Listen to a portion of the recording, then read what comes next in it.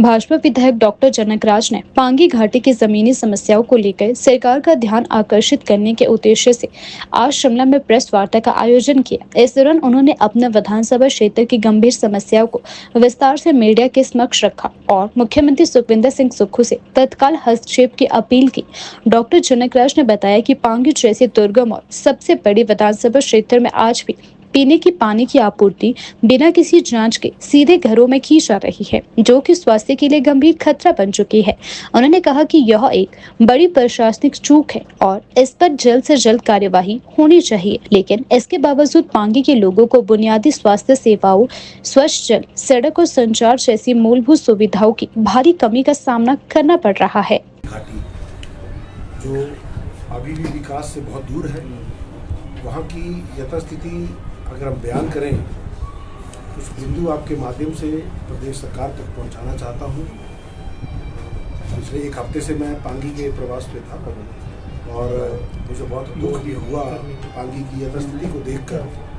उसकी जिन चीज़ों के लिए हम लगातार पिछले 2.5 वर्षों से विधानसभा के भीतर मांग कर रहे हैं, चाहे वो पांगी की बिजली की समस्या हो, पांगी के सड़कों की समस्या हो, पांगी की स्वास्थ्य सुविधाएं हो, पांगी की शिक्षा व्यवस्था हो, चाहे वो खाद्य आपूर्ति हो, चाहे वो गैस की आपूर्ति हो, चाहे वो टीडी का मामला हो, चाहे पांगी के लोगों को जो पालन है उसमें जो सब्सिडी मिलती है उसका मसला हो। अनेकों ऐसे विषय हैं जिन पर सरकार की ओर से कोई गंभीर समाधान नहीं किया जा रहा है।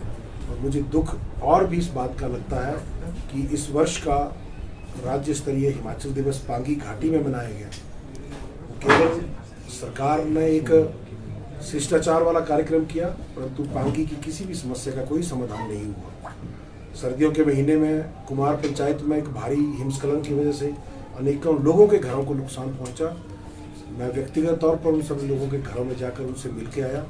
बहुत दुख इस बात का होता है कि इतना समय बीत जाने के बाद अभी तक उन लोगों को राहत जारी नहीं की गई है, ना ही उनकी कोई सुध ली गई है, ना कभी वहाँ पे तहसीलदार गया, ना एसडीएम गया, ना ही केवल एक पटवारी को भेजकर सारे मामले को वहीं उस हालत में ही छोड़ दिया है।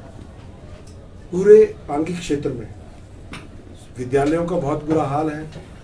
विद्यालयों में शिक्षक नहीं है, एक शिक्षक के सहारे अनेकों विद्यालय हैं या प्रतिनियुक्ति के सहारे विद्यालय चल रहे हैं।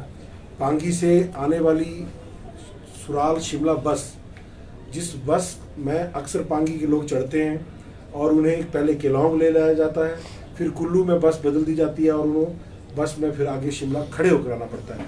इस विषय को अनेकों बार हमने जनजातीय विकास मंत्री जी के सामने, जब एचआरटीसी के एमडी एक बार पांगी के दौरे के पे आए थे, उनके सामने अनेकों बार सरकार के सामने विधानसभा में भी उठाया, परंतु दुख इस बात का होता है कि सरकार को कोई समाधान की चिंता नहीं है। हमने सुझाव भी दिया था कि कुछ सीटों को पांगी के लिए आरक्षित किया जाए, परंतु हम विपक्ष की भूमिका में हैं। पांगी बरवाल विधानसभा क्षेत्र, इसका कतई अर्थ ये नहीं है कि वहाँ सारे के सारे लोग भाजपा के ही हैं। वहाँ कांग्रेस के भी लोग हैं, सरकार की विचारधारा का समर्थन करने वाले भी लोग हैं।